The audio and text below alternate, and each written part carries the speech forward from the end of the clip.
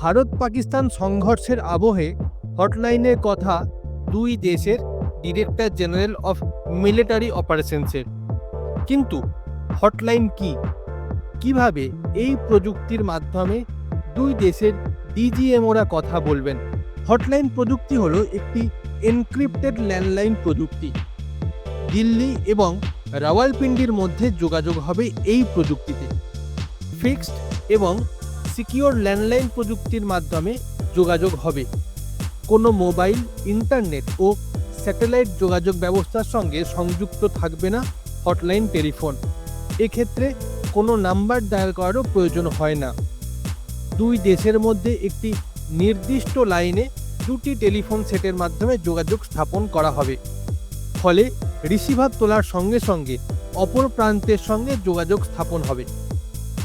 হটলাইনে দুই ব্যক্তি একসঙ্গে কথা বলতে পারেন। কোনো কনফারেন্স কল করা সম্ভব হয় না এই প্রযুক্তিতে। মূলত ডিজিএমওরা এই পদ্ধতিতে দুই দেশের মধ্যে কথা বলেন। এছাড়াও সিনিয়র মিলিটারি অফিসাররা এই পদ্ধতি ব্যবহার করতে পারেন।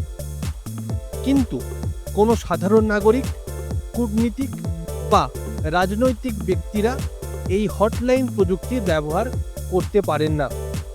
ইংরাজি সংবাদ মাধ্যম বিজনেস টুডের একটি প্রতিবেদন অনুযায়ী মূলত প্রতি মঙ্গলবার নিয়ম মাফিক দুই দেশের মধ্যে ডিজিএমওরা হটলাইনে কথা বলেন। কোনো ইমার্জেন্সি বা সংঘর্ষ বিরতি চুক্তি লঙ্ঘনের সময় আলোচনার জন্য এই পদ্ধতি ব্যবহার করা হয়।